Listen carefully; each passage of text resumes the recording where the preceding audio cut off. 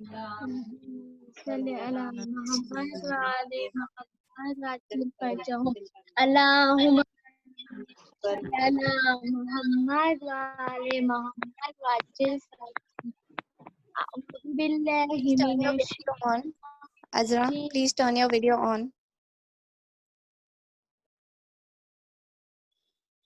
أعوذ بالله من الشيطان الرجيم بسم الله الرحمن الرحيم روي عن فاطمة الزهراء سلام الله عليها أنها قالت دخل عليه أبي رسول الله صلى الله عليه وآله وسلم في بعض الأيام فقال لي يا فاطمة إني لأجد في بدني ضعفا فقلت له أعوذ بالله يا أبتي من الضعف فقال يا فاطمة ائتيني بالكساء يماني وغطيني به قالت فاطمة سلام الله عليها فأتيته بالكساء وغطيته به وسرت أنظر إليه وزوجته لأمرا كأنه بدر في ليلة تمامه وكماله سلوات اللهم صل على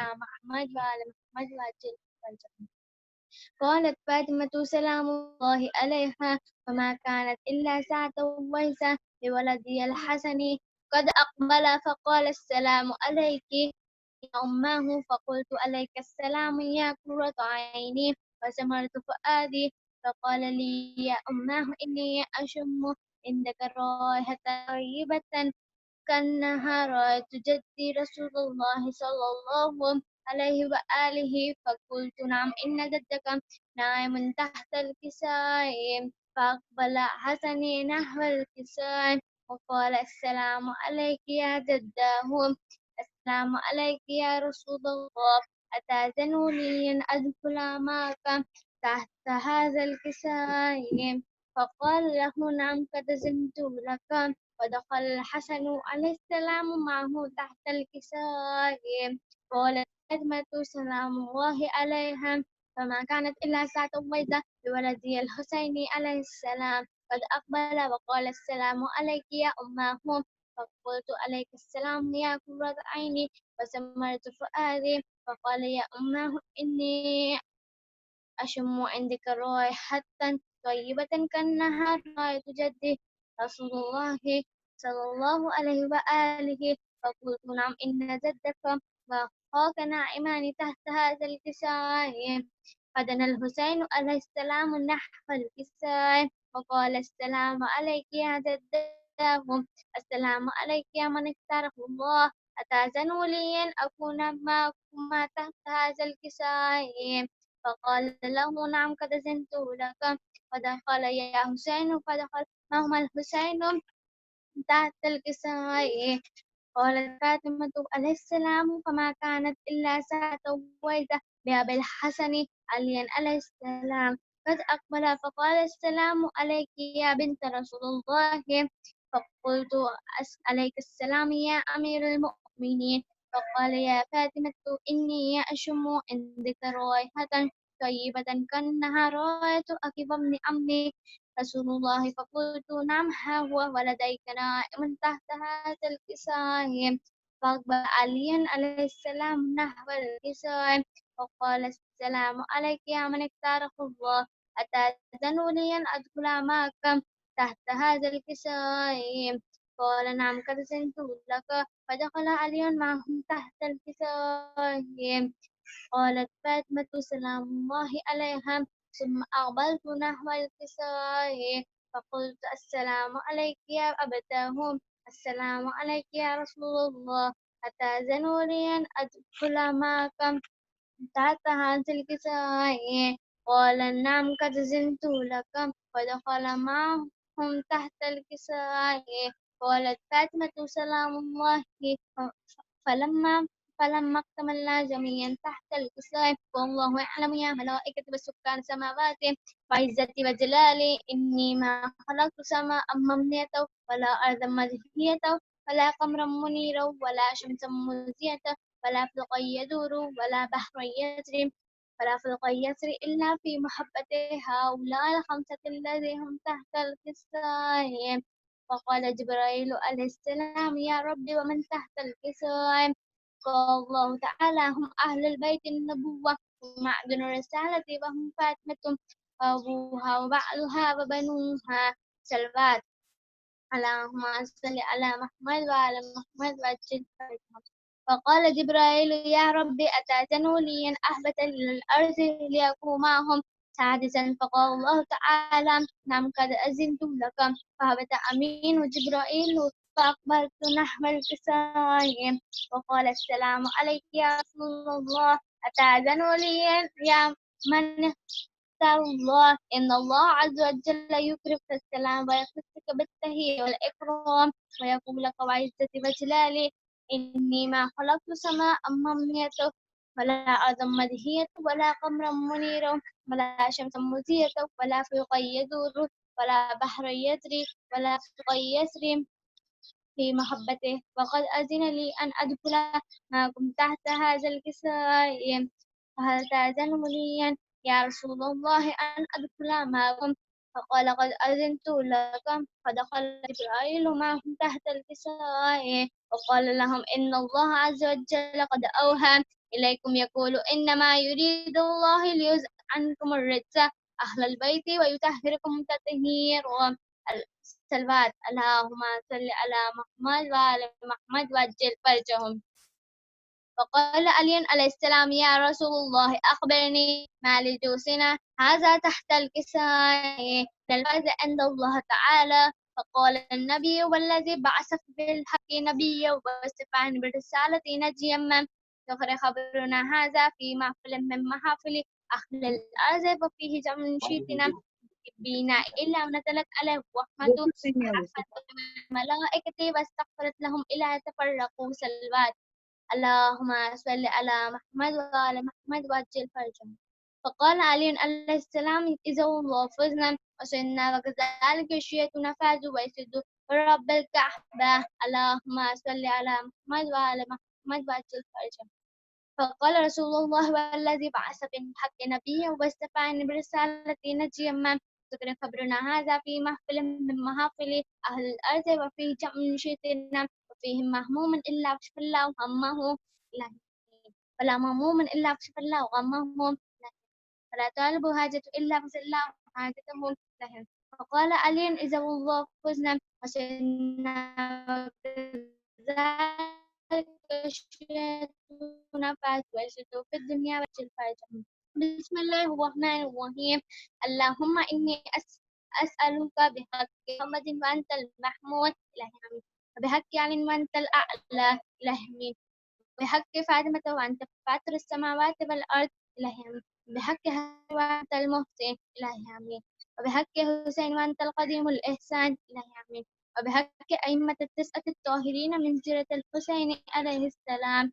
اللهم صل على محمد وعلى محمد وعجل فرجهم. اب ہم دعوت دیتے ہیں خواہر حسین کو کہ وہ آئیں اور سلام پیش کریں۔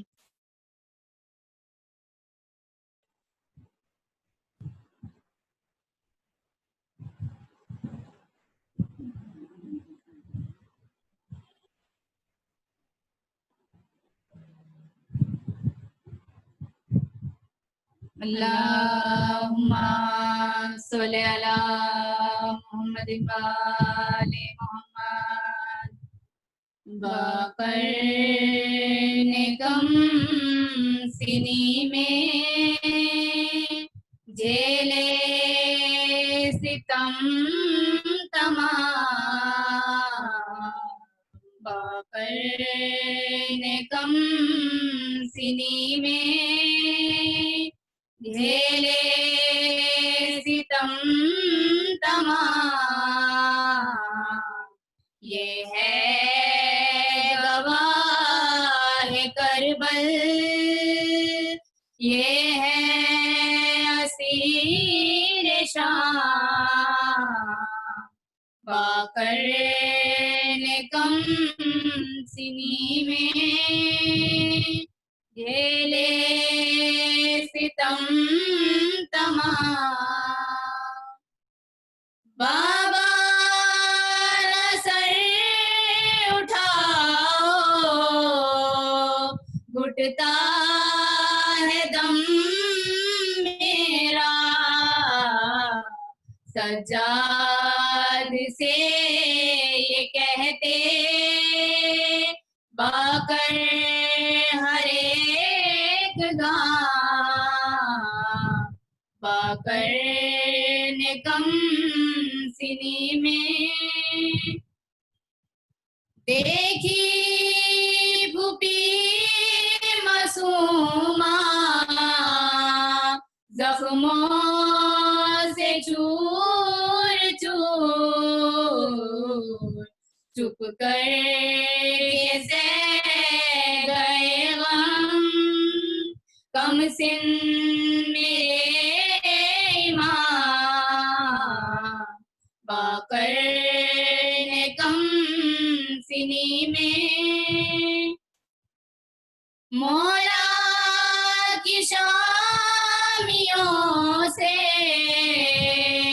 रही पूछती नजर,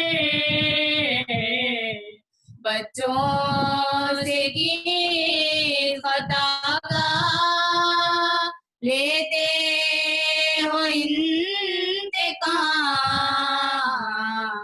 बाकर ने कम सिनी में ए पुरसदार करबल, ए पुरसदार शाम, अहले अज़ा का मौला हो आप पर सलाम, बाकर ने कम सिनी में झेले सितम तमाम।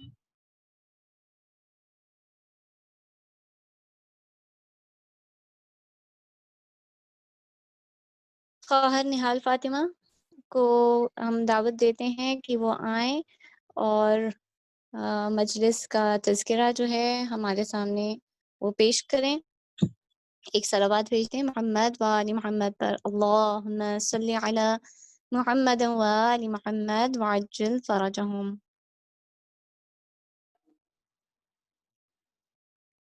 औज़ु बिल्लाहि मिनश शैतानिर रजीम, बिस्मिल्लाहिर रहमानिर रहीम, अल्लाहुम्मा कुल्ले वलियका हुज्जत इब्न हसन सलवातुका अलैहि वाला आबाई फी हाज़िहि साआ वफी कुल्ले साआ वलिया व हाफ़िज़ा वक़ाइदा व नासिरा व दलीला व ऐना हत्ता तुस्किनहु अर्बका तौआ व तुमत्तिअहु फ़ीहा तवीला। अल्लाहुम्मा सल्लि अला मुहम्मद। अल्हम्दुलिल्लाहि रब्बिल आलमीन, अस्सलातु वस्सलामु अला अशरफिल अंबियाइ वल मुरसलीन, सय्यदना व शफीअना मौलाना मौला सकलैन जद्दिल हसन वल हुसैन अबुल कासिम मुहम्मद। अल्लाहुम्मा सल्लि अला मुहम्मद व आलि अला अहले बैतिहि त्वय्यबीन त्वाहिरीन अलमज़लूमीन व लानतुल्लाहि अला आदाइहिम व ग़ासिबि हुकूक़िहिम व विलायतिहिम। अम्मा बाद फ़क़द क़ाल अल्लाहु तबारक व तआला फ़ी किताबिहिल मुबीन, या अय्युहल्लज़ीना आमनू तक़ुल्लाहा व कूनू मिनस सादिक़ीन। दुरूद कीजिए मोहम्मद व आले मोहम्मद पर। अल्लाहुम्मा सल्लि अला मुहम्मद व आले।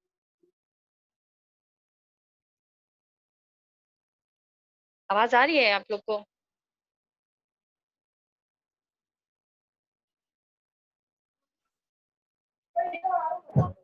हाँ, आवाज़ क्लियर है, कंटिन्यू कीजिए आप।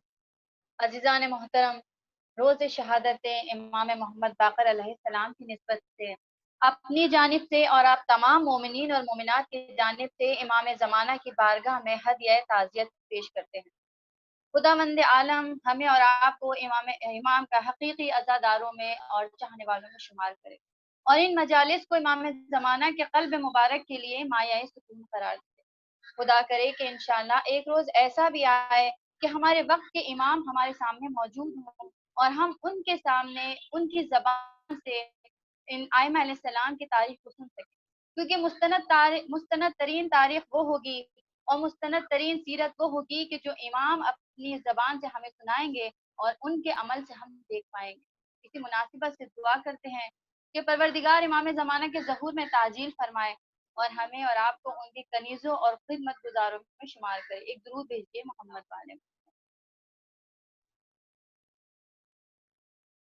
عزیزان محترم، جس آیہ کریمہ کو آپ کے سامنے سرنامہ کلام قرار دیا ہے وہ سورہ توبہ کی آیت ہے کہ جس میں پروردگار ارشاد فرما رہا ہے کہ اے صاحبان ایمان، پرہیزگاری اختیار کرو اور سچوں کے ساتھ ہو جاؤ۔ جو نقطہ اس آیت میں قابل غور ہے وہ معیت کا ہے، ہمراہی کا ہے۔ سچوں کو پسند کرنا الگ بات ہے اور سچوں کے ساتھ زندگی گزارنا الگ بات ہے۔ اہمیت جس چیز کی ہے، امر جس چیز کا دیا جا رہا ہے وہ سچوں کے ساتھ زندگی گزارنے کا، کونوا مع الصادقین، یعنی جیسی زندگی سچوں نے گزاری ہے ایسی زندگی تم بھی گزارو۔ اب دیکھنا یہ ہے کہ یہ سچے کون ہیں، پروردگار عالم کی بارگاہ میں کن کو سچا قرار دیا گیا ہے، تو یقیناً متعدد آیات اور متعدد روایات سے اس کو بیان کیا جا سکتا ہے۔ فقط ایک آیت کا اشارہ کروں کہ جب سچوں کا تذکرہ قرآن کریم میں دیکھنا ہو تو پھر سورہ آل عمران کی آیت نظر آئے گی کہ جس میں پروردگار ارشاد فرما رہا ہے کہ اے نبی، علم کے بعد جب یہ لوگ آپ سے آ کر محاجہ کرتے ہیں، آپ کی نبوت کا انکار کرتے ہیں، آپ کی رسالت کو قبول نہیں کرتے، تو پھر آپ ان سے کہہ دیجئے کہ ٹھیک ہے، اب جب یہ مرحلہ ہے تو آؤ، تم اپنے بیٹوں کو لے کر آؤ، ہم اپنے بیٹوں کو لے کر آتے ہیں، تم اپنے کو لے کر آؤ، ہم اپنی عورتوں کو لے کر آتے ہیں، اور تم اپنے نفسوں کو لے کر آؤ اور ہم اپنے نفسوں کو لے کر آتے ہیں، اور پھر میدان میں جمع ہو کر نبتہل کرتے ہیں، پروردگار سے دعا کرتے ہیں کہ جو جھوٹا ہے اس پر اپنی لعنت کو نازل کرے۔ جب یہ آیت نازل ہوئی تو واقعہ آپ سب کے ذہنوں میں موجود ہے کہ نجران کے عیسائی ہیں جنہوں نے پہلے پہل رسول خدا کی نبوت کا انکار کیا۔ رسول خدا نے اپنی ہر کتاب سے، انجیل، زبور، قرآن سے گواہی دی، ان کو سمجھایا، مگر انہوں نے ماننے سے انکار کیا، تب یہ آیت نازل ہوئی۔ اب اس آیت کے نازل ہونے کے بعد اس پر عمل کس طرح ہوا؟ عمل اس طرح ہوا کہ رسول خدا نے بیٹوں کی جگہ پر حسن و حسین کا ہاتھ تھاما، عورتوں کے مقام پہ جناب سیدہ کو ساتھ میں لیا، اور نفسوں کی جگہ پر امام علی علیہ السلام کو ساتھ لے کر لیا۔ درود بھیجیے محمد والے محمد، اللہم صلی علی محمد وعلی۔ اور جب عیسائی کے ان بڑے عالموں نے پنجے تن کو ان خصوصیت کے ساتھ آتے ہوئے دیکھا کہ آگے رسول خدا ہے، ایک ہاتھ سے امام حسن کا ہاتھ تھامے ہوئے ہیں، گود میں امام حسین ہیں، پیچھے جناب سیدہ آ رہی ہیں اور ان کے پیچھے امام علی چلے آ رہے ہیں، تو اس نے اپنے لوگوں سے کہا کہ اے لوگوں، خبردار ان آنے والوں سے مباہلہ ہرگز نہ کرنا، یہ لوگ وہ ہیں، میں ان لوگوں کی شخصیت ایسی ہے کہ اگر یہ پہاڑ کو اشارہ کرے تو پہاڑ اپنی جگہ سے ہل جائے، لہٰذا ان آنے والوں سے ہرگز مباہلہ نہ کرنا، اگر تم نے ان سے مباہلہ کر لیا اور ان لوگوں نے لعنت کر دی تو وہ لعنت خدا کی بارگاہ میں حتمی ہو کر واپس آئے گی، اور نتیجے میں اس روئے زمین پر ایک بھی عیسائی باقی نہیں رہے گا۔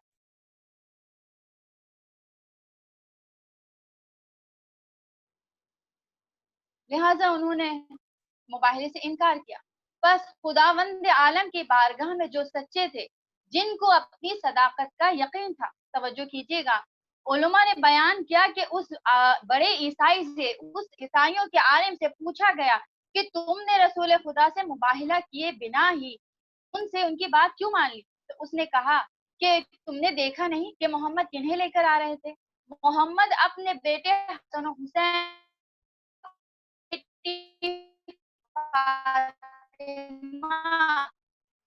اور اپنے داماد کا، ان کے سوا نہ کوئی بیٹا ہے، نہ بیٹی ہے، نہ داماد ہے، یعنی محمد کو اپنی صداقت کا یقین تھا، محمد جانتے تھے کہ وہ بچنے والے ہیں ورنہ اپنی اولاد کو کوئی ہلاکت میں نہیں ڈالتا، بس لہٰذا انہوں نے مباہلے سے انکار کیا۔ بس خداوند عالم کی بارگاہ میں جو سچے تھے، قرآن کریم کے مطابق اللہ نے جن کو سچا قرار دیا وہ یہی پنجتن پاک علیہ السلام ہے کہ انہی کے ساتھ کو خدا نے معیار سعادت اور کامیاب ہونے کا ذریعہ قرار دیا۔ درود بھیجیے محمد والے۔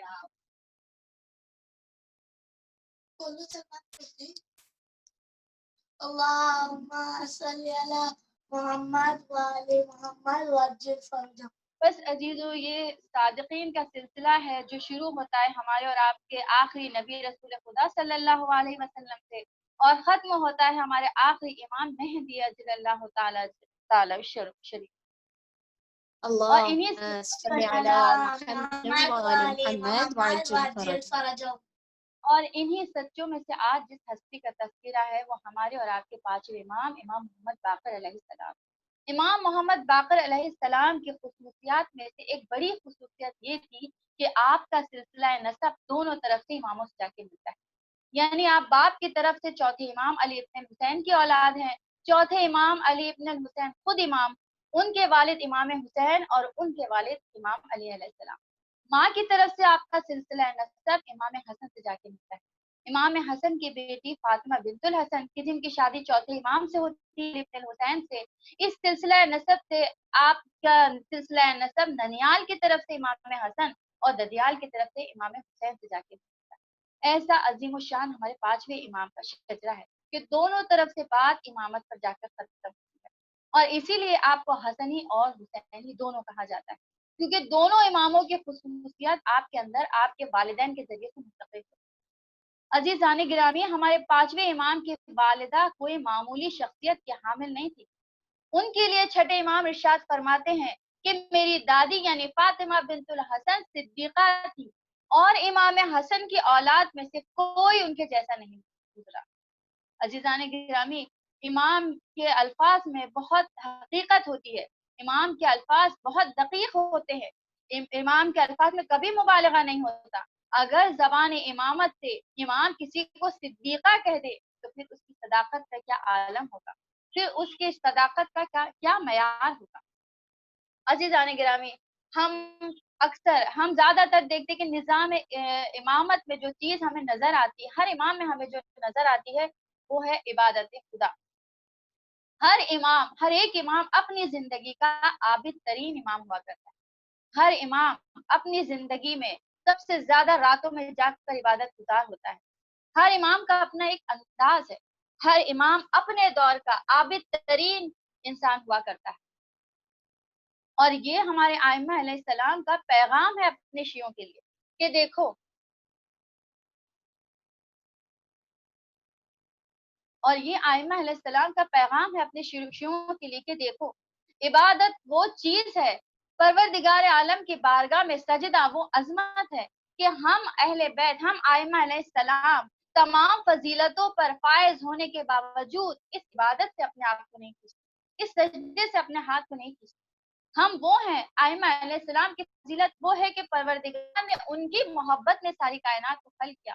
ہم حدیث قصہ میں ہمارا یہی تو پڑھتے ہیں کہ انی خلقت السماء مبنیۃ ولا ارضا مدحیہ ولا قمرا منیرا ولا شمسا مضیٰ، یعنی ان اہل بیت کی محبت میں پروردگار نے اس عالم کو خلق کیا، اسی لیے ان کو وجہ تخلیق کائنات بھی کہا جاتا ہے۔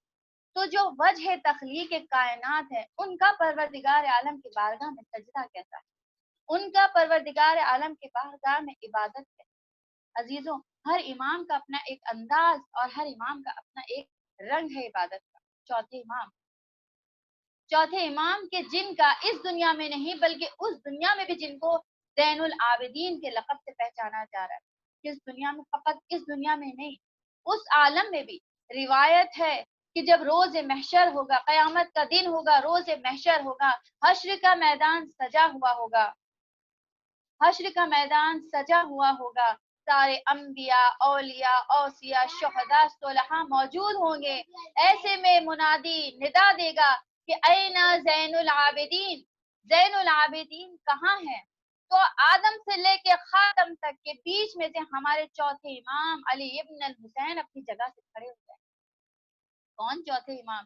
کہ جن کا ایک لقب سید سجاد, इनको इस आलम में नहीं बल्कि उस आलम में भी ज़ैनुल आबिदीन के उन्वान से पहचाना जा रहा है. लेकिन यही चौथे इमाम जब इमाम अली अलैहिस्सलाम की इबादत को याद करते हैं तो एक आह भर कर कहते हैं कि आह किस में मजाल है जो अली मुर्तजा की इबादत जैसी कर सके. कौन ये अल्फाज कह रहा है जिसका एक लक़ब सैयद सज्जाद है, सजदा करने वालों का सरदार. जब वो इमाम अली अलैहिस्सलाम की इबादत को याद करते हैं तो एक आह भर कर कहते हैं कि है किसी में मजाल जो इमाम अली अलैहिस्सलाम जैसी इबादत करे. हर एक इमाम का अपना एक अंदाज है, लेकिन मयार इबादत अगर हर इमाम के नजदीक किसी की जात है तो वो इमाम अली अलैहिस्सलाम की जात बाबरकत. एक दुरूद भेज दीजिए मोहम्मद वाले.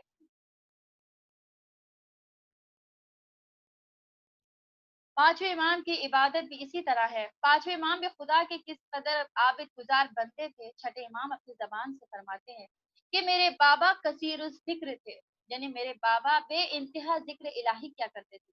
और इसकी वजाहत करते हुए बयान करते हैं कि मेरे बाबा अगर दो लोगों के दरमियान खड़े बात भी कर रहे होते थे तब भी उनकी जबान से जिक्र इलाही होता था. मेरे बाबा अगर बैठे होते थे, खाना खा रहे होते थे, तब भी जिक्र इलाही में मशगूल होते. मेरे बाबा रास्ता चल रहे होते थे तब भी जिक्र इलाही कर रहे होते, दायम उस जिक्र थे. मेरे बाबा की कोई हालत ऐसी नहीं थी कि जिसमें वो जिक्र इलाही न कर रहे हो. और पांचवें इमाम इस इबादत को अंजाम किस तरह बजा लाते थे, फकत एक वाक़या आपके सामने पेश करूं. इन इबादत को बजा लाने में कभी आइमा अलैहिस्सलाम ने किसी तसन्नो का, कभी किसी रियाकारी का और कभी किसी दिखावे का इजहार नहीं किया. एक वाकया मिलता है, इससे हमको एक सीख मिलती है, एक हमारे लिए सबक है, हमारे लिए एक पैगाम है इमाम का. एक वाकया इस तरह मिलता है कि एक शख्स था जिसका नाम अफलाह था, जो पांचवें इमाम का सहाबी भी था और शागिर्द था. वो बयान करता है कि एक बार मुझे इमाम के साथ हज पे जाने का मौका मिला. जैसे ही इमाम की निगाह काबे की तरफ पड़ी, इमाम रोने लगे.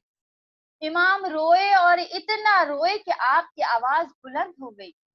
ये उस दौर की बात है कि जब इमाम की एक पहचान बन चुकी है माशरे में. वहाँ बहुत से लोग इमाम के शागिर्द हैं, बहुत से लोग इमाम के हल्का दर्स में आते हैं, इमाम को पहचानते, इमाम की एक शख्सियत बन चुकी है माशरे में.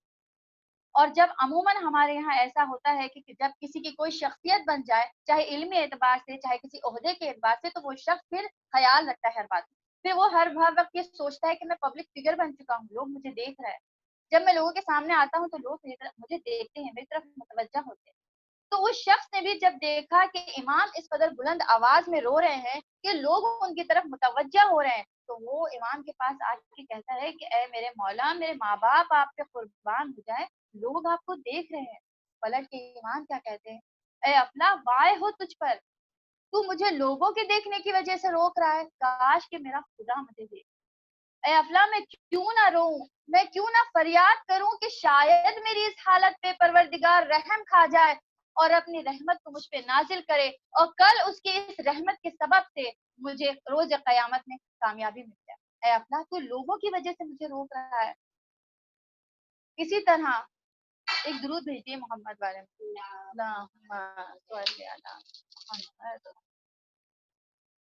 लोगों की वजह से ना हमें अपनी इबादत को छोड़ना है और ना लोगों की वजह से हमें अपनी इबादत को तर्क करना है, ना लोगों की वजह से हमें अपनी इबादत करना है. लोगों को पसंद नहीं है इसलिए हम बहुत से ऐसे काम होते हैं जो नहीं करते, बहुत से ऐसे अच्छे काम हैं जो हम नहीं करते क्योंकि लोगों को पसंद नहीं है. लोगों का ख्याल रखना जरूरी है. जब हम जिंदगी माशरे में जिंदगी गुजार रहे हैं, लोगों के बीच जिंदगी गुजार रहे हैं, तो उस माशरे के कुछ आदाब है, कुछ लिहाज है. उन लिहाज और पास का लिहाज रखना जरूरी है, माशरती आदाब का लिहाज रखना जरूरी है, लेकिन उनके भी कुछ हुदूद. यानी यहाँ पे ये अम्र इलाही है. मौला काबे की तरफ जाते हैं, काबे को देखते हैं, मौला की आंखों से आंसू गिरने लगते हैं, मौला का जहन खुदा की तरफ जाता है, मौला रोने लगे, इसमें लोगों का ख्याल किया. मैं किसी मजलिस में जाऊं, वहां नमाज का वक्त हो जाए, मेरा दिल इबादत में लग रहा है, मैं क्यों अपनी नमाज को मुख्तसर करूं कि लोग मुबादा ये ना कहें कि मैं रियाकारी कर रही हूँ. हाँ, मेरे दिल में रियाकारी नहीं होनी चाहिए, मेरी नमाज ही लोगों के खातिर तुलानी नहीं होनी चाहिए.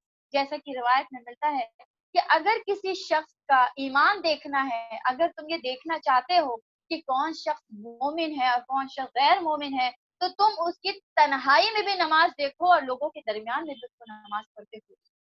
اگر تنہائی میں پڑھی جانے والی نماز لوگوں کے سامنے پڑھی جانے والی نماز سے مختصر اور جلدی ہوگی تو وہ شخص کوئی ایمان نہیں رکھتا، کیونکہ وہ طویل نماز تو لوگوں کے سامنے ادا کر رہا ہے مگر مختصر سی پڑھتا ہے جب تنہائی میں ہوتا ہے، جبکہ خدا تو تنہائی میں بھی وہی ہے جو لوگوں کے سامنے ہے. لہٰذا ہمیں لوگوں کے خاطر نہ اپنی عبادت کو کرنا ہے نہ لوگوں کے خاطر اپنی عبادت کو ترک کرنا ہے. ابھی دعاؤں کا زمانہ ہے، ایک دو دن میں روز عرفہ آئے گا اور اس روز عرفہ میں ضرور سارے مومنین دعائے عرفہ پڑھیں گے جو امام حسین کی ایک بہت عظیم شان دعا ہے. اس دعا کے کچھ جملے ایسے ہیں کہ جو دل پہ جا کے لگتے ہیں، ہمارے دل پہ چوٹ لگتی ہے جب ہم دعاؤں کو پڑھتے ہیں. اور ایسی کئی دعائیں ہیں، دعائے کمین لے لیجیے، مناجات شعبانیہ، دعائے عرفہ. دعائے عرفہ کے اس جملے پر جب ہم پہنچے تو ممکن ہے کہ ہمارا دل ٹوٹ جائے، ممکن ہے کہ ہمارے قلب نرم ہو اور ہماری آنکھوں سے آنسو آ جائیں جب ہم اس جملے پہ پہنچے جہاں مولا حسین یہ کہہ رہے ہیں کہ اے میرے اللہ تو وہ ہے کہ تو میری طرف رخ کرتا ہے اور میں تیری طرف سے پیٹ کر کے نکل جاتا ہوں. ممکن ہے یہ وہ جملہ ہے جو امام حسین کی زبانی جب ہم پڑھیں تو ہمارے دل پہ چوٹ لگے، ہمارا دل نرم ہو اور ہماری آنکھوں سے آنسو جاری ہو جائے کہ جب امام حسین یہ کہے کہ اے میرے خدا تو وہ ہے کہ تو محبت سے میری طرف رخ کرتا ہے اور میں تیری طرف سے پیٹ پھیر کر نکل جاتا ہوں. جب یہ جملہ آپ پڑھیں گے آپ کا دل نرم ہوگا، آنکھوں سے آنسو آئیں گے، لیکن اطراف میں لوگ موجود ہیں.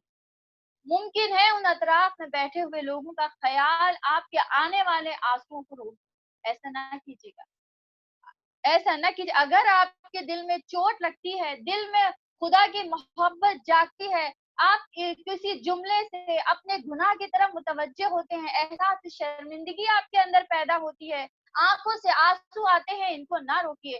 ہو سکتا ہے کہ امام علی کے کوئی جملہ جیسے کہ امام علی دعائے کمیر میں ارشاد فرما رہے ہیں الہی بربی من غیر، اے میرے خدا تیرے سوا میرا کون ہے، اے میرے خدا میں کیوں نہ فریاد کروں کہ تیرے سوا میرا کون ہے. ممکن ہے جب یہ جملہ آپ کی زبان پہ آئے تو آپ عالم قبر کی طرف متوجہ ہو جائیں. ممکن ہے کہ آپ کا ذہن قبر کی تنہائی کی طرف چلا جائے کہ ایک روز وہ آئے گا کہ جب اللہ تو ہوگا اور میں ہوں گے، بس وہ وقت آنے والا ہے کہ جب سوائے تیرے میرا کوئی نہیں ہوگا. جب اس جملے پہ آپ پہنچیں گے تو آپ کا خیال اس قبر کی تنہائی کی طرف جائے گا اور آپ یہی کہیں گے کہ اے میرے اللہ، اے میرے خدا، اس وقت کیا ہوگا جب تو اور میں ہوں گے. اگر تو اس وقت میری مدد نہیں کرے گا تو میں کس سے فریاد کروں. جب یہ جملہ آپ کی زبان پہ آئے گا تو آپ کے آنکھوں سے آنسو آئیں گے. ان آنسوؤں کو نہ روکیں. ان آنسوؤں کے بارے میں امام نے کیا کہا، امام ان آنسوؤں کے بارے میں کیا کہتے ہیں، امام کے مطابق یہ آنسو کیا ہے، امام نے اس کو جواب کیا دیا. افلاح کو جواب کیا دیا کہ وائے ہو تجھ پر، تو مجھے لوگوں کی وجہ سے عبادت سے روک رہا ہے. کاش کہ میری یہ حالت، کاش کہ میری یہ آنسو خدا کی نظر میں آ جائے اور خدا ان آنسوؤں کی وجہ سے مجھ پر اپنی رحمت نازل کرے اور کل قیامت کے دن میں کامیاب ہو جاؤں. یہ امام کا جملہ ہمارے لیے دلیل ہے کہ کسی وقت کا ہمارا آنسو، کسی جملے پہ ہمارے نکل جانے والا آنسو، ہمارا پلٹ جانا، ہمارے دل میں احساس شرمندگی پیدا ہونا، گناہ کا احساس پیدا ہو کے آنکھوں سے آنسو نکل آنا، مجلس میں امام حسین کے مصائب سن کے ہمارے آنکھوں سے آنسوؤں کا جاری ہونا ممکن ہے.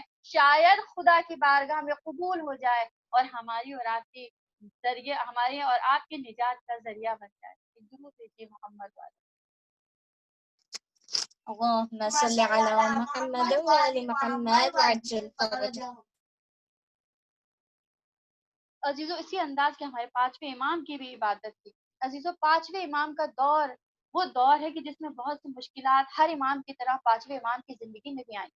پانچویں امام کے دور کی جو سب سے بڑی مصیبت ان کے لیے تھی وہ شیعت کا شک و شبہ، ان کے عقیدوں میں شک و شبہات کا پیدا ہونا. اس وقت بہت سے عقیدے شیعوں میں نئے نئے رائج ہو رہے تھے، جس میں سے ایک عقیدہ میں آپ کے سامنے بیان کروں اور یہ عقیدہ ممکن ہے آج کے دور کے شیعوں کے بھی عقیدوں میں اس طریقے کے شک و شبہات پیدا ہو رہے. اس وقت شیعوں کے بیچ میں یہ عقیدہ رائج ہو رہا تھا کہ فقط دل سے اہل بیت کو مان لینا، زبان سے ان کی محبت کا اظہار کر دینا ہماری نجات کے لیے کافی. یعنی اللہ کو مان لینا، رسول خدا کو اللہ کا پیغمبر مان لینا، مولا علی کو رسول خدا کا جانشین مان لینا، اور محبت ان کی دل میں رکھنا اور ان کے دشمنوں سے بیزاری رکھنا، بس ہماری نجات کے لیے اتنا کافی ہے. اب ہمیں کسی عمل کی کوئی ضرورت نہیں. جب اس طریقے کے عقیدوں کی خبر ہمارے پانچویں امام کو ملتی ہے تو پانچویں امام نے بڑے سخت جملوں سے اس کے خلاف بیان کیا. پانچویں امام اپنے صحابی جابر ابن عبداللہ الانصاری سے کہتے ہیں، کیا جابر کیا یہ کافی ہے کہ کوئی ہمارا شیعہ صرف زبان سے اپنے عقیدت کا اظہار کرے، صرف زبان سے ہم کو اپنے کو ہمارا شیعہ کہتے، کیا اس کے نجات کے لیے کافی ہو جائے گا؟ اے جابر، کوئی شخص ہمارا شیعہ جب تک نہیں ہو سکتا جب تک کہ وہ تقوی اختیار نہ کرے اور اطاعت الہی نہ کرے. تقوی کیا ہے؟ آج ہر کوئی یہی کہے گا. تقوی یعنی اللہ سے خدا، اللہ کا ڈر. آج ہر کوئی یہی کہے گا کہ ہم تو خدا سے ڈرتے ہیں، ہر کوئی کہتا ہے کہ ہم اللہ سے ڈرتے ہیں. امام نے اس کی بھی وضاحت کر دی کہ کون تقوی گزار ہے، کس کے دل میں خدا کا ڈر ہے. امام نے کہا کہ تم پہچان نہیں سکو گے کہ کس کے دل میں تقوی ہے جب تک کہ تم یہ نہ دیکھ لو کہ اس کا دل تکبر اور غرور سے خالی ہو. وہ اللہ سے ہر جگہ ڈرتا ہوگا، اللہ کو مسلسل یاد رکھتا ہوگا، روزے رکھے گا، نماز پڑھے گا، والدین کے ساتھ نیکی کرے گا، فقیروں کا حق ادا کرے گا، مسکینوں کا حق ادا کرے گا، جو قرض دار ہیں، جو مقروض ہیں ان کی مدد کرے گا، جو یتیم ہو گئے ہیں ان کا حق ادا کرے گا. جب بولے گا سچ بولے گا، قرآن کی تلاوت کرے گا، اپنی زبان سے لوگوں کے لیے صرف خیر بولے گا، یعنی اس کی زبان سے لوگوں کے لیے کبھی کوئی برائی نہیں نکلے گی. جب وہ لوگوں کے بارے میں بولے گا خیر بولے گا. جب تک کہ ان چیزوں پر ایک شخص عمل نہیں کر لے گا وہ ہمارا شیعہ نہیں. ہم یہ باتیں اکثر مجلسوں میں اور حدیثوں میں سنا کرتے ہیں. جابر ابن عبداللہ الانصاری نے بھی سنا، لیکن سننے کے بعد وہ کہتے ہیں، اے اللہ کے رسول کے بیٹے، میرے ماں باپ آپ پہ قربان ہو جائیں. آپ نے یہ سب باتیں بتا تو دی، لیکن میں کسی ایک شخص کو بھی نہیں جانتا کہ جس کے اندر یہ ساری صفات موجود. توجہ کیجیے گا، کربلا کا واقعہ ہو چکا ہے. کربلا کا واقعہ ہو کے کوئی 50 سال کیا 25 سال بھی نہیں گزرے ہیں. امام غیبت میں بھی نہیں ہے، غیبت کا دور بھی نہیں ہے. امام نفس بہ نفیس خود موجود ہیں، پھر بھی جابر یہ کہہ رہے ہیں کہ میرے مولا میں کسی ایک شخص کو بھی نہیں جانتا کہ جس کے اندر یہ صفات موجود. توجہ کیجیے کہ کس قدر بگاڑ دیا گیا ہوگا اس زمانے کو، کس قدر ان کے عقیدوں کو خراب کر دیا گیا ہوگا. اور یہی آج ہمارا حال بھی ہو رہا ہے. یہی شیعوں کے عقیدے آج ہمارے زمانے میں بھی پھیلائے جا رہے ہیں. عزیزو، پانچویں امام کے دور کا جو حاکم تھا، جو بادشاہ تھا، اس کا نام ہشام ابن عبد الملک، جو بنی امیہ کے سخت ترین ظالم ترین بادشاہوں میں سے ایک بادشاہ تھا. ایک مرتبہ وہ حج پہ جاتا ہے اور اپنے حواریوں سے کہتا ہے کہ امام کے سامنے میری فضیلت بیان کرو، مطلب میری جھوٹی اور گڑی ہوئی جو فضیلتیں ہیں وہ امام کے سامنے بیان کرو. اس کے حواری اس کی فضیلت بیان کرنے لگے. امام اس کے سامنے کھڑے ہو کر کہتے ہیں، الحمدللہ الذی، شکر ہے اس خدا بند عالم کا کہ جس نے محمد مصطفیٰ کو مبعوث کیا اور ہم اہل بیت کو ان کے ذریعے سے کرامت بخشی. پھر آگے فرمایا، ہم لوگ اللہ کے بندوں میں سے اس کے چنے ہوئے بندے. پھر آگے اس کے سامنے فرمایا کہ سعید ہے، سعادت مند ہے اس کے لیے، سعید ہے وہ شخص کہ جو ہماری پیروی کرے، جو ہماری اتباع کرے، اور نجات ہرگز اس کے لیے نہیں ہے جو ہماری مخالفت کرے. امام کس کے سامنے کہہ رہے ہیں؟ ہشام ابن عبد الملک کے سامنے کہہ رہے ہیں. یعنی ان کے یہ الفاظ اظہار کر رہے ہیں کہ تو نے جو ردائے خلافت اوڑھی ہے وہ غصبی ہے، کہ تیرے پاس کوئی فضیلت نہیں ہے. اگر فضیلت کسی کے پاس ہے تو وہ ہم اہل بیت کے پاس. ہشام نے ان کی یہ بات سن لی. اس وقت اس نے کچھ نہیں کہا، وہ پلٹ کے دمشق چلا گیا. لیکن وہاں سے اس نے اپنے والی مدینہ کو خط لکھا کہ امام محمد باقر کو دمشق بھیجا جائے. جب یہ خط امام تک پہنچتا ہے کہ وہ بلا رہا ہے، تب امام کی کافی عمر ہو چکی. امام اپنے بیٹے کو امام صادق علیہ السلام کو لے کے دمشق کا سفر کرتے ہیں. جب دمشق پہنچتے ہیں تو سب سے پہلے وہ جو امام کی توہین کرتا ہے وہ یہ ہے کہ 3 دن تک امام سے ملاقات نہیں کرتا. امام اس کے محل کے باہر 3 دن تک ٹھہرتے ہیں، لیکن وہ امام کو محل کے اندر، دربار کے اندر آنے کی اجازت نہیں دیتا. اپنی جانب میں وہ امام کی توہین کر رہا ہوتا ہے. وہ اپنے لوگوں کو پیغام دے رہا ہوتا ہے کہ دیکھو، ان کی اگر کوئی فضیلت ہوتی تو میں فوری ان سے ملاقات کرتا. میری نظر میں ان کی کوئی فضیلت نہیں ہے، اس لیے میں ان سے ملاقات نہیں کروں۔ 3 دن کے بعد جب وہ اپنی جانب میں امام کی توہین کر جاتا ہے، جب وہ سمجھتا ہے کہ میں نے امام کی توہین کر لی، تو 3 دن کے بعد امام کو اندر آنے کی اجازت دیتا ہے۔ امام کو اندر بلانے کے بعد وہ امام کے سامنے ایک تیر اور ایک کمان رکھتا ہے اور دور پہ ایک نشانہ لگا کے امام سے کہتا ہے کہ تیر چلائیے۔ امام کہتے ہیں کہ میں اب بوڑھا ہو چکا ہوں اور یہ تیر اندازی کا کام جوانوں کا ہے، تو اس سے مجھے باز رکھ۔ وہ اصرار کرنے لگتا ہے۔ جیسے ہی وہ یہ سنتا ہے کہ امام اس عمل سے اپنے کو دور رکھیں، اس کے دل میں خوشی پیدا ہوتی ہے۔ وہ سوچتا ہے یہی وہ موقع ہے کہ جب ان کو بھرے دربار میں ذلیل اور رسوا کیا جائے۔ امام اپنے کو اس کام سے منع کر رہے ہیں، یعنی امام یہ کام نہیں کر سکتے، امام بوڑھے ہو چکے ہیں، امام کے ہاتھوں میں طاقت نہیں ہے۔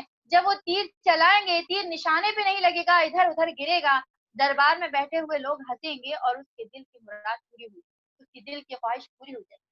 لیکن وہ نہیں جانتا کہ عزت تو تنہا خدا کے ہاتھ میں۔ وَتُعِزُّ مَن تَشَاءُ، اللہ جس کو عزت دینا چاہے اسے کوئی ذلیل نہیں کرتا۔ وَتُذِلُّ مَن تَشَاءُ، جسے اللہ ذلیل کرنا چاہے اسے کوئی عزت نہیں دے سکتا۔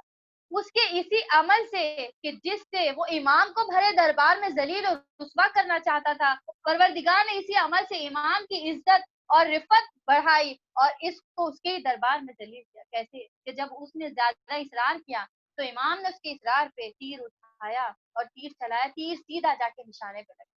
جتنے لوگ دربار میں بیٹھے تھے سب حیرت زدہ رہ گئے، سب امام کی واہوائی کرنے لگے۔ اب کیونکہ امام نے کام شروع کر دیا تھا، اس کو انجام تک پہنچانا تھا۔ مولا نے ایک کے بعد ایک 9 تیر چلائے اور ہر جانے والا تیر پہلے تیر کو چیرتا ہوا نشانے پہ لگتا تھا۔ وہ امام کو ذلیل کرنا چاہتا تھا اپنے دربار میں، اللہ نے اس کو اسی کے دربار میں ذلیل اور رسوا کر دیا۔ ایک درود بھیجیے محمد پر۔ اللهم صل على محمد وآل محمد وعجل فرجهم۔ بس عزیزوں، یہی وہ وقت تھا کہ جب اس کے دل میں امام کی اور قدورت اور نفرت بڑھ گئی۔ اس وقت وہ ان کے ساتھ کچھ نہ کر سکا اور ان کو مدینہ واپس بھیجا، لیکن اپنے والی مدینہ کو خط لکھا کہ بس اب امام کو زہر دے کر اس دنیا سے رخصت۔ عزیزوں، یہی آج کا دن ہے کہ میرے مولا کو ہشام ابن عبد الملک کے کہنے پر زہر دیا گیا، اور 3 دن کے بعد آج ہی کے روز میرے مولا 3 دن تک جب زہر کے اثر سے بستر مرگ پر تڑپتے رہے، تب آج ہی کے روز مولا نے اپنے بیٹے امام جعفر صادق علیہ السلام کو بلایا اور ان سے کہا کہ اے میرے بیٹے، میرا آخری وقت آ گیا ہے، میں تم سے کچھ وصیتیں کرنا چاہتا ہوں جس پہ ہمیشہ عمل کرنا۔ امام اپنے بیٹے کو کہتے ہیں کہ اے میرے بیٹے، جب حج کا زمانہ آئے اور ساری دنیا کے حاجی منع میں جمع ہو جائے تو میرے جد امام حسین کی عزاداری کرنا، اور اس عزاداری میں ہر سال 10,000 درہم خرچ کرنا، اور میرے کچھ مصائب ایسے ہیں جس کا تذکرہ ہمیشہ کرنا۔ میں کہوں میرے مولا، آخر آپ اتنا اہتمام کیوں کر رہے ہیں؟ آخر آپ اتنی وصیتیں کیوں کر رہے ہیں؟ پیسوں کا اتنا انتظام کیوں کر رہے ہیں؟ تو شاید میرا مولا جواب دے کہ میں چاہتا ہوں کہ میرے جد حسین پر جو مظالم ڈھائے گئے ان کا تذکرہ ہمیشہ ہوتا رہے، قیامت تک ہم اہل بیت کی مظلومیت اور ظالم کے ظلم سے لوگوں کو آگاہ کیا جائے۔ عزاداروں، میرے 5واں امام کربلا کا راوی بھی ہے اور کربلا کا شاہد بھی ہے۔ میرے مولا اب کربلا کا منظر یاد کرتے ہوئے بیان کرتے ہیں کہ مجھے کربلا کا ایک ایک منظر یاد ہے۔ اے میرے بیٹا، میرے کربلا کا ہر منظر میری آنکھوں کے سامنے ہے۔ مجھے یاد ہے وہ منظر جب امام حسین میرے دادا نے بنی ہاشم کے بچوں کو آواز دی کہ اے بنی ہاشم کے بچوں، میری مدد کرو، مجھ سے اکبر کا جنازہ نہیں اٹھ رہا۔ میں ان بچوں میں شامل تھا، میں نے ان بچوں کے ساتھ مل کے حسین کے ساتھ اکبر کے لاشے کو خیمے تک لانے میں مدد کی۔ میں نے قاسم کی پامال لاش بھی دیکھی، میں نے عباس کے کٹے ہوئے شانے بھی دیکھے۔ مجھے وہ وقت بھی یاد ہے جب حسین آخری رخصت کو خیمے میں آئے، انہوں نے مجھے گود میں لیا، میرے سر پہ ہاتھ پھیر کے مجھے پیار کر کے کہا ہے میرے بیٹے، اپنے باپ پہ مصیبتوں کو دیکھ کے صبر کرنا، میرے بات صبر کرنا۔ اور امام اپنی مصیبتوں کو یاد کرتے ہوئے بیان کرتے ہیں کہ میں دیکھ رہا تھا کہ میرے بابا خیمے میں موجود ہے اور اسی خیمے کو آگ لگا دی گئی.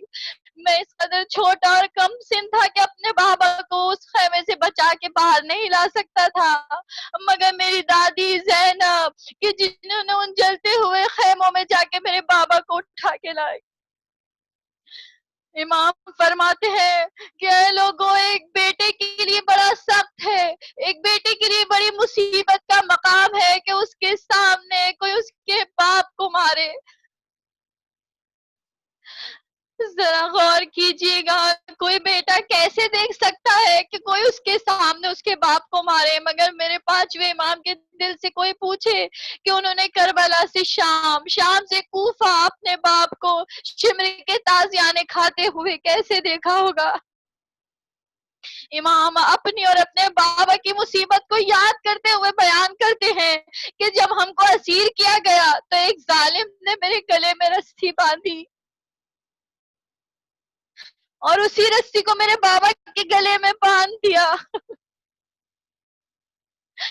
جب میرے بابا کھڑے ہونا چاہتے تھے، سیدھا کھڑا ہونا چاہتے تھے، میرا گلا گھٹتا تھا. میں راستے بھر اپنے بابا سے کہتا تھا کہ بابا ذرا جھک جائیے، میرا دم گھٹ رہا ہے. میرے بابا کربلا سے کوفہ، کوفہ سے شام رکوع کی حالت میں چلتے رہے. امام کہتے ہیں میں کبھی بھول نہیں سکتا وہ منظر کہ میرے بابا کو اس طرح اسیر کر کے دربار میں بٹھایا گیا جیسے کہ غلام کو بٹھایا جاتا ہے. لوگوں نے ہمیں دیکھ کے کہا کیا یہ غلام خریدنے کے لیے لائے گئے ہیں؟ عزاداروں، امام شہید ہوئے، امام کو غسل و کفن دیا گیا، امام کا جنازہ بڑی دھوم سے اٹھا اور آپ کو جنت البقیع میں لے جایا گیا.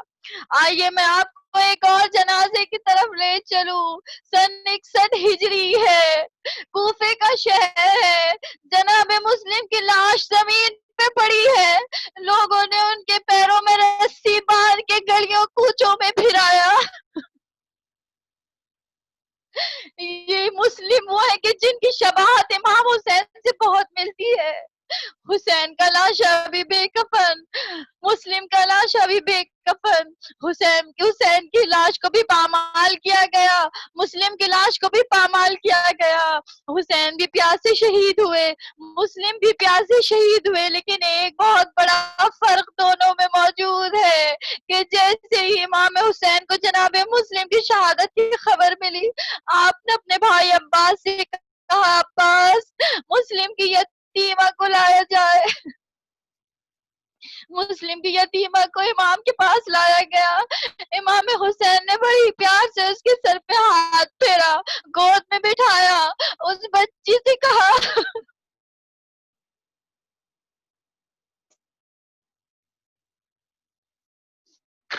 آج سے مجھے اپنا باپ سمجھنا. بچی سمجھ گئی، کہا میرے بابا کی خیر تو ہے. امام نے کہا جب مجھے ہی اپنے بابا سمجھنا. میں کہوں مولا اس خیمے میں دیکھ لیے کہیں سکینہ تو موجود نہیں ہے، کہیں وہ تو یہ منظر نہیں دیکھ رہی، کیونکہ ابھی کچھ دن کے بعد وہ بھی یتیم ہوگی. وہ ڈھونڈے گی کہ شاید کوئی میرے سر پہ بھی محبت سے ہاتھ رکھ دے، مگر کیا غضب ہوگا جیسے ہی یہ بچی یتیم ہوگی. کوئی تماچے مارے گا، کوئی گوہر چھینے گا، کوئی دامن میں آگ لگائے گا، بچی فریاد کرتی رہے گی، کوئی مدد کو نہ آ سکے گا. اللہ لعنت اللہ علی قوم الظالمین.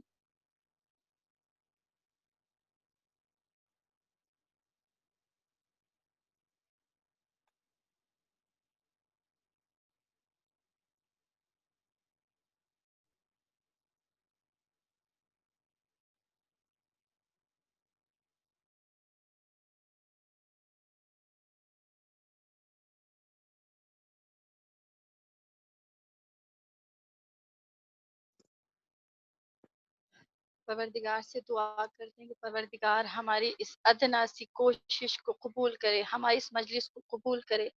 امام زمانہ کی بارگاہ میں اس مجلس کو قبولیت کا شرف عنایت فرما. اور اس مجلس کے سبب ہماری جتنی بھی جائز حاجات ہیں ان سب کو پورے فرما۔ امام زمانہ کے ظہور میں تعجیل فرما تاکہ وہ آئے اور امام حسین کے ناحق بہائے گئے خون کا بدلہ لے سکے، ہم امام زمانہ کے چہرے پر نور کی زیارت کر سکے، ان کے ظہور کا زمانہ دیکھ سکے۔ پروردگار ہمیں ایسے نیک عمل کرنے کی توفیق عنایت فرما جس سے امام زمانہ ہم سے راضی اور خوشنود ہو جائے۔ پروردگار ہمارے جوانوں کو نیک توفیق دے۔ پروردگار ہم سب کو ایسے اعمال بجا لانے کی توفیق دے جس سے تو ہم سے راضی ہو جائے۔ پر محمد والے محمد صلوات۔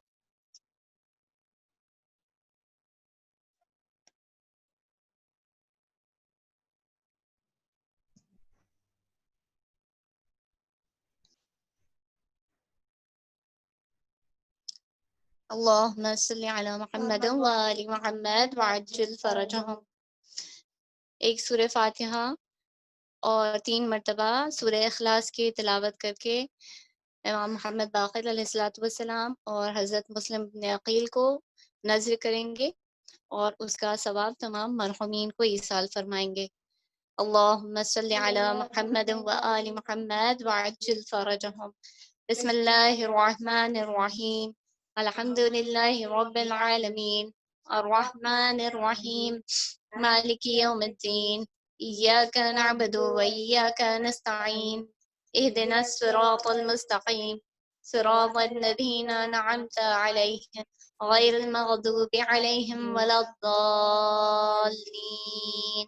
بسم اللہ الرحمن الرحیم، قل هو اللہ احد، اللہ الصمد، لم یلد ولم یولد ولم یکن له کفوا احد۔ بسم اللہ الرحمن الرحیم، قل هو اللہ احد، اللہ الصمد، لم یلد ولم یولد ولم یکن له کفوا احد۔ بسم اللہ الرحمن الرحیم، قل هو اللہ احد، اللہ الصمد، لم یلد ولم یولد ولم یکن له کفوا احد۔ ان اللہ وملائکته یصلون علی النبی یا ایہا الذین آمنوا صلوا علیہ وسلموا تسلیما۔ اللہم صل علی محمد وآل محمد، سبحان ربک رب العزة عما یصفون وسلام علی المرسلین والحمد للہ رب العالمین برحمتک یا ارحم الراحمین۔ اللہم صل علی محمد وآل محمد وعجل فرجهم۔ بار الہ ان سوروں کو بارہ امام چہاردہ معصومین علیہم السلام، تمام شہداء اسلام، خصوصاً سید الشہداء کو، امام محمد باقر علیہ الصلوۃ والسلام کو، حضرت مسلم ابن عقیل علیہ الرحمہ کو، وقت کے امام کو نذر فرماتے ہوئے کل مرحومین مومنین اور مومنات، خصوصاً مرحوم محمد حسین ابن رمضان علی بریالہ کے ارواح کو ایصال فرمایا۔ بار الہ ان سے اور ہم تمام عزاداران حسین سے جو بھی گناہ سرزد ہو گئے ہیں، محبت امام باقر علیہ الصلوۃ والسلام میں پروردگار ہم سب کے گناہوں کی مغفرت فرما۔ ان کے اعمال صالحہ کو، ہمارے قلیل اور ناقص اور معیوب عبادتوں اور اعمال کو، اور اس ماہ ذی الحج میں جو بھی عبادتیں ہم کر رہے ہیں پروردگار، روز عرفہ جو ہم عبادتیں کریں گے، روز عید جو ہم عبادتیں انجام لائیں گے پروردگار، ان سب کو اپنی آخری حجت کی محبت میں قبول فرما۔ پروردگار ان کی قبروں پر اپنی رحمت کی بارش نازل فرما، ان کی قبروں کو وسیع کشادہ اور منور فرما، تمام عذاب قبر سے، خصوصاً فشار قبر سے انہیں محفوظ فرما، تمام برزخ کے مرحلوں کو ان کے لیے سہل و آسان فرما، ان کی ارواح کو جلد از جلد وادی السلام میں منتقل کر کے انہیں سعادت نصیب فرما۔ روز حساب ہمارے اعمال اور ان کے اعمال داہنے ہاتھ میں عطا فرما، اور روز قیامت پروردگار ہم سب کو اپنی جوار رحمت میں، جوار معصومین علیہ السلام میں، اعلی علیین میں قرار فرما۔ وقت کے امام کے تبجیل فرما، انہیں صحت و سلامتی عطا فرما، اور اس وبا کو جو ہمارے درمیان بڑھتی چلی جا رہی ہے پروردگار، اسے جلد از جلد از غیب اپنی غیبی امداد سے پروردگار اسے ہمارے درمیان سے دفع فرما، تاکہ ہم ماہ محرم میں دوبارہ سے اسی طرح سے فرش عزا بچھا سکیں جیسے ہم گزشتہ سالوں میں بچھایا کرتے تھے۔ پروردگار ہم سے جو بھی خطائیں ہوئی، ہم سے جو بھی گناہ ہوئے ہیں، ہمیں ان کے لیے معاف فرما اور ہمیں دوبارہ فرش عزا نصیب فرما۔ ربنا تقبل منا انك انت السميع العليم، اللهم صل على محمد وآل محمد وعجل فرجهم۔ ماتم حسین ہم نشاد باجی سے درخواست کریں گے کہ وہ آئیں اور نوحہ پیش کریں۔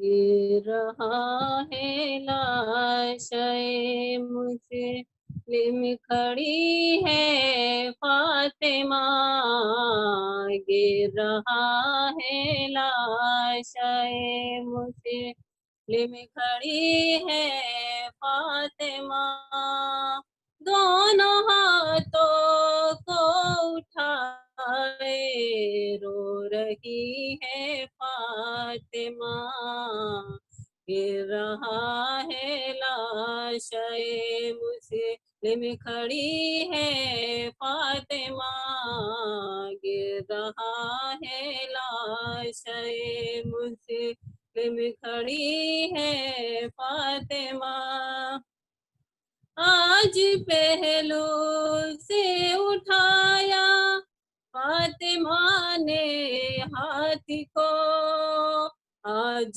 پہلو سے اٹھایا فاطمہ نے ہاتھ کو، آج بس مسلم کے حالات پر دکھی ہے فاطمہ، گر رہا ہے لاشیں مسلم کھڑی ہے فاطمہ، گر رہا ہے لاشیں مسلم کھڑی ہے فاطمہ، دارالامارہ سے گرتا دیکھ کر مظلوم کو، دارالامارہ سے گرتا دیکھ کر مظلوم کو، ہائے مسلم ہائے مسلم کہہ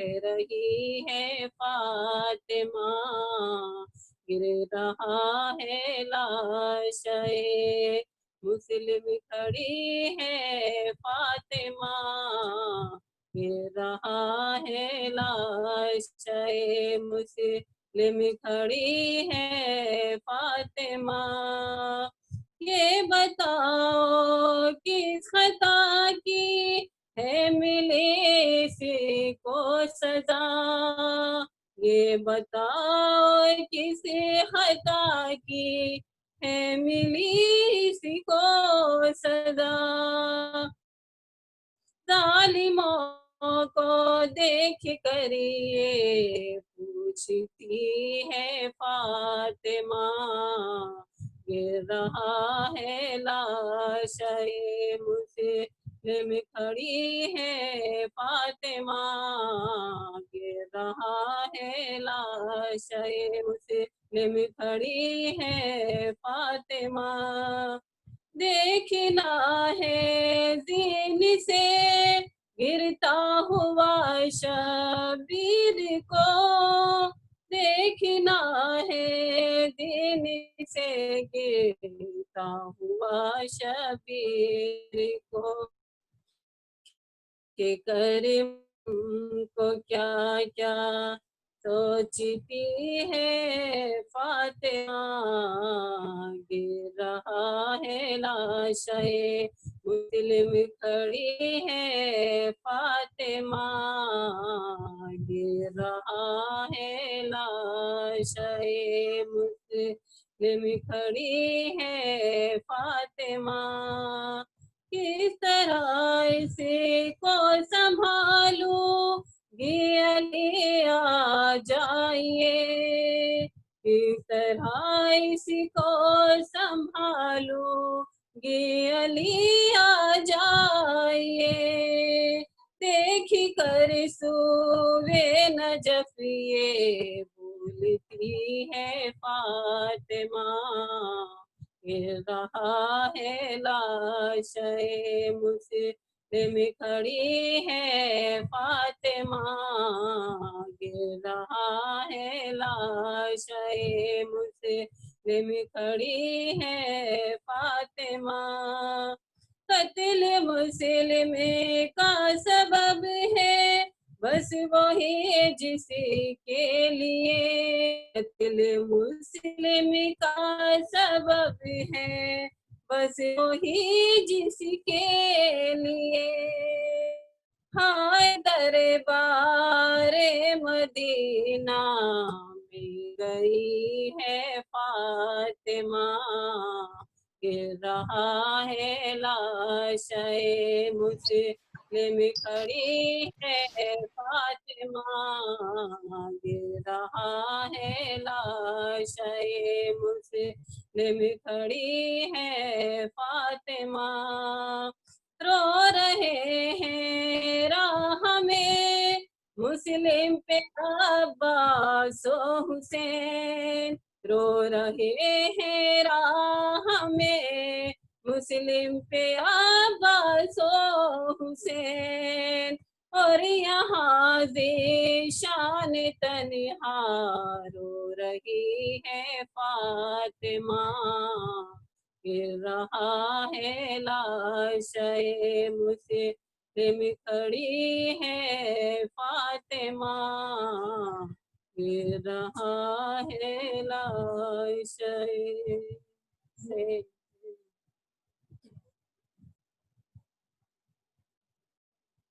ख्वाहर हसीन से दरख्वास्त है कि वो आए और नौहा पेश करें।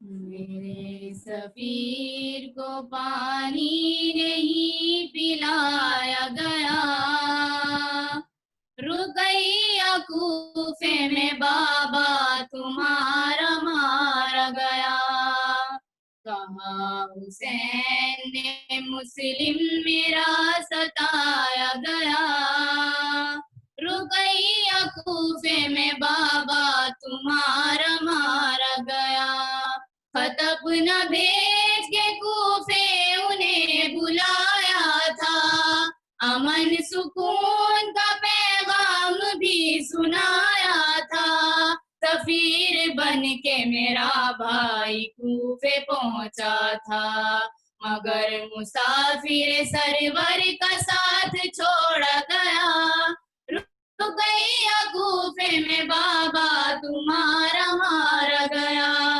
कहा हुसैन ने मुस्लिम मेरा सताया गया, रुकैया कूफे में बाबा तुम्हारा मारा गया, पनाह कूफे में पाया न था मेरा मुस्लिम, गली में रात को फिरता रहा मेरा मुस्लिम, रहम को कूफे में तरसा किया मेरा मुस्लिम, असीर करके उसे दर बदर फिराया गया, रुकैया कूफे में बाबा तुम्हारा गया, कहा हुसैन ने मुस्लिम मेरा सताया गया, रुकैया कूफे में बाबा तुम्हारा मारा गया, खबर शहादत मुस्लिम की जब मिली शह को, ये बोले हरम से के रो सर पीटो, शहीद हो गया मुस्लिम ए चाहने वालों, बड़ी बेरहमी से मुस्लिम के सर को काटा गया, रुकैया कूफे में बाबा तुम्हारा मारा गया, कहा हुसैन ने मुस्लिम मेरा सताया गया, रुकैया कूफे में बाबा तुम्हारा मारा गया, जो फरिशदारुल हमारा पे लाश मुस्लिम थी, ना एहतिमाम जनाजा न रोने वाला कोई, सितम है पैरों में मुस्लिम के रस्सी बांधी गई, गली में कूफे की लाशा तुम्हारा खींचा गया, रुकैया कूफे में बाबा तुम्हारा मारा गया। कहा हुसैन मुस्लिम मेरा सताया गया, रुकैया कूफे में बाबा तुम्हारा मारा गया। फलक ने कूफे में देखे वो जुल्म के मंजर, है मेजबान के खंजर पे मेहमान कसर। मेरे सफीर मेरा पारा हो गया है जिगर, महल की छत से जो जिंदा तुझे गिराया गया। रुकैया कूफे में बाबा तुम्हारा मारा गया। कहा हुसैन मुस्लिम मेरा सताया गया, रुकैया कूफे में बाबा तुम्हारा मारा गया। रुकैया बाप के गम में बुकाए करती है, हमारे सर पे यतीमी की धूप छाई है। मदद को आइए या मुर्तुजा दुहाई है, पदर का साया मेरे सर से आज छीना गया। रुकैया कूफे में बाबा तुम्हारा मारा गया। कहा हुसैन मुस्लिम मेरा सताया गया, रुकैया कूफे में बाबा तुम्हारा मारा गया। मेरे सफीर को पानी नहीं पिलाया गया। मेन तो कोर्स रहता है, मैं अपन कोर्स वो खाली बनवाई 400 लेंगे।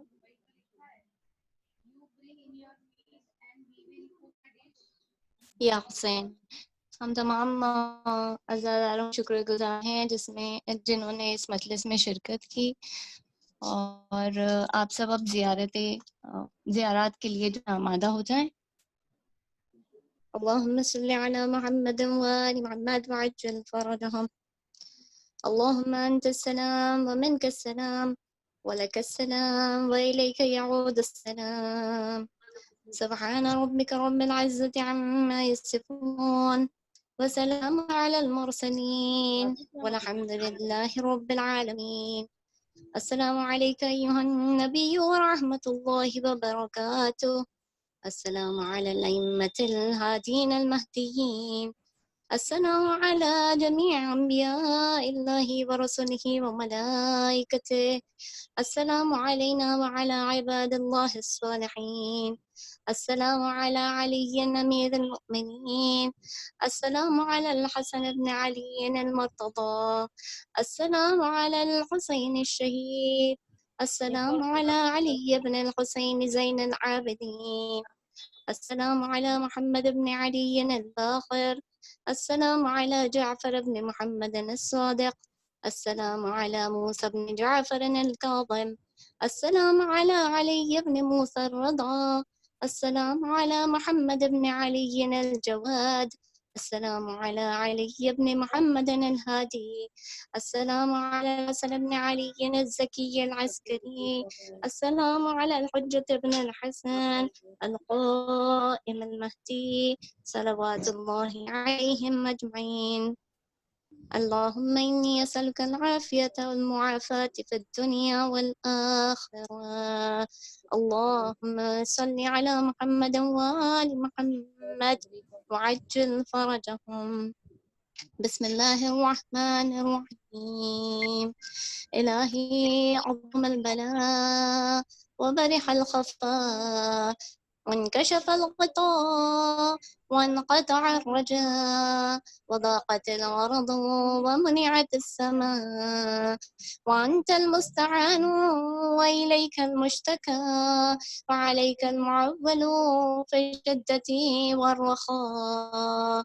اللهم صل على محمد وآل محمد أولي الأمر الذين فرضت علينا طاعتهم وعرفتنا بذلك منزلتهم، ففرج عنا بحقهم فرجا عاجلا قريبا كلمح البصر أو هو أقرب. يا محمد يا علي يا علي يا محمد. محمد اكفياني فإنكما كافيان وانصروني فإنكما ناصران يا مولانا يا صاحب الزمان الغوث الغوث الغوث أدركني أدركني أدركني الساعة الساعة الساعة العجل العجل العجل يا أرحم الراحمين بحق محمد وآله الطاهرين اللهم صل على محمد وآل محمد وعجل فرجهم